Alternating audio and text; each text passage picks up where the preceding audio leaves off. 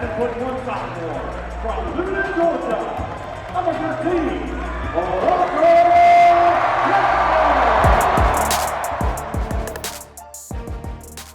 As a kid, you look at the NBA like something that's not even like real, but then to be at this point, it's like a dream. So I'm very excited for that moment.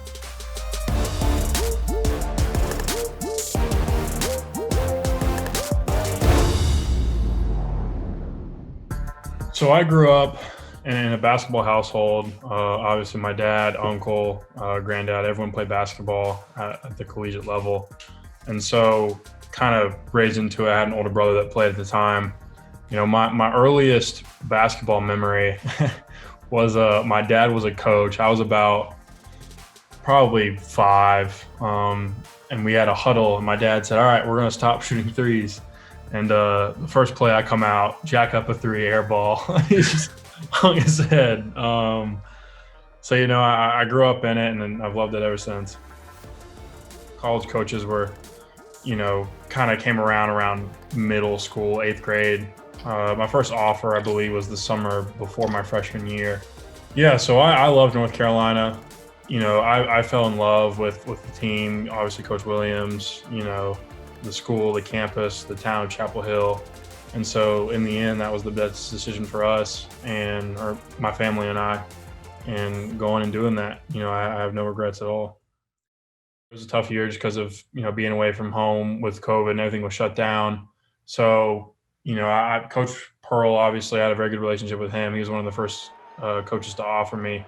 And so, we already had a relationship to him. When I entered the transfer portal, we kind of knew that I wanted to be close to home or be closer to home. And so Auburn's only an hour away from my house. So that was a big part of it. But just understanding, what Coach Pearl envisioned for me and for the team and the culture. And I fell in love with it, integrating to the new team and transitioning. I mean, all those guys were super welcoming, and we had a bunch of guys that came from, different places, and, they all just did really well of accepting each other and, growing together.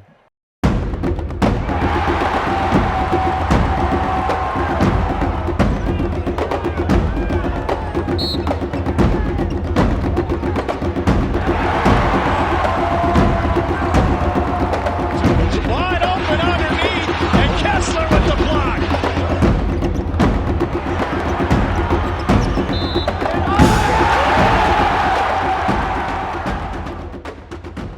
It was a blast, hanging out with that team. I love those guys. They're my brothers. My favorite times were just like after practice or something, like in the locker room, just all messing with each other.